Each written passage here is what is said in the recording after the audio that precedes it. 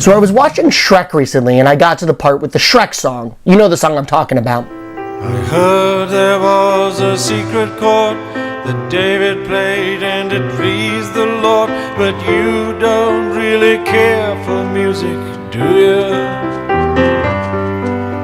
Why that song did not win the Oscar for Best Original Song that year, I will never understand. It is so beautiful. It always makes me tear up, which is why I usually skip it entirely and go to the part where the dragon eats John Travolta. But this time I listened to the lyrics and check this out. All I ever learned from love was how to shoot at someone who outdrew you. Okay, for the benefit of those of you who aren't as experienced in gunfighting as I am, let me explain. When you get outdrawn, you are usually about to get shot.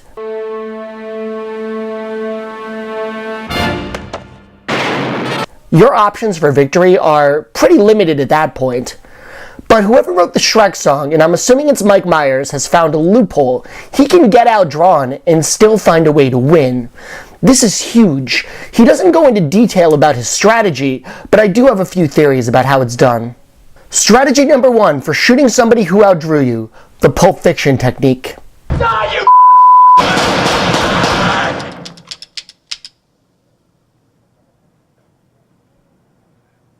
You see what happened there? Samuel L. Jackson and John Lithgow made the smart decision to get into a gunfight with somebody who is very bad at hitting them with bullets.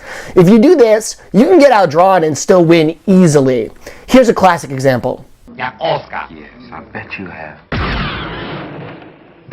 That green guy couldn't hit Han Solo from 3 feet away. By the way, I know there are those who say that Han shot first, but look, take a look at the footage in slow motion. I don't know what you're thinking, guys. It seems pretty clear-cut to me. Strategy number 2 for shooting somebody who outdrew you, the Bill and Ted technique. Dude, how are we gonna get out of this? We don't got any time. Yeah, we do, dude. Look, after we get away from this guy, we use the booth. We time travel back to before the concert and set up the things we need to get him now. Whoa! Yeah, like what? Like a sandbag.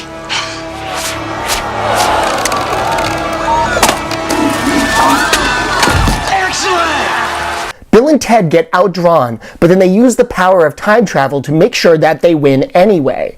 So guys, if you are getting outdrawn, promise yourself, make a solemn vow that if time travel is ever invented, you're going to go back in time and remove the firing pin from your opponent's gun. And then don't forget to actually do it. Here's another good clip of the Bill and Ted technique in action. Whoops, looks like the Libyans outdrew Doc, but look at this.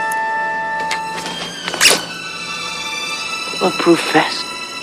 He totally Bill and Tedded them.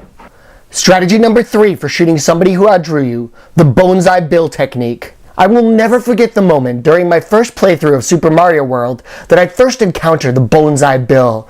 I was struck with a sense of profound awe, but more importantly, I was also struck with a ginormous bullet. Let's assume that Mario, in his super state, is about 6 feet tall. That makes the Bone's Eye Bill approximately 50,000 feet tall. If your bullet is this big, it doesn't matter if the opponent outdraws you by a millisecond. Your bullet is simply going to push their bullets harmlessly out of the way as it very slowly moves across the screen. Just make sure that your opponent isn't riding a Yoshi, because apparently there's a glitch. And sure, not all of us have access to comically large cannons, but the Bone's Eye Bill technique doesn't just refer to that. It's any time when your opponent attacks first and you retaliate with a much larger, more powerful weapon. Check out this clip. That's not a knife. That's a knife. Or how about this one?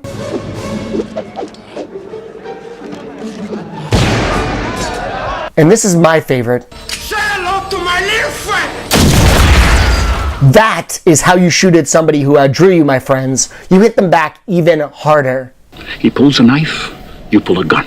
He sends one of yours to the hospital, you send one of his to the morgue. That's the Chicago way. But perhaps the most famous proponent of the Bone's Eye Bill strategy is this man, John Foster Dulles, Secretary of State under President Eisenhower. In 1954, he proposed the doctrine of massive retaliation. This basically says that if you attack the United States, even in a limited way with conventional weapons, we will nuke your country back to the Stone Age. This is why, to this day, you can see these massive rusting Bone's Eye Bills stockpiled outside of West Berlin. Anyway, guys, I think we've really picked apart the nuances of the Shrek Song here. Keep all this in mind the next time you have to fight a more dexterous, fast guy. Anyway, take it away, Mark. Maybe there's a God above, and all I ever learned from love was how to shoot at someone who outdrew you. You get yourself a bonsai bill, you aim at the guy you want.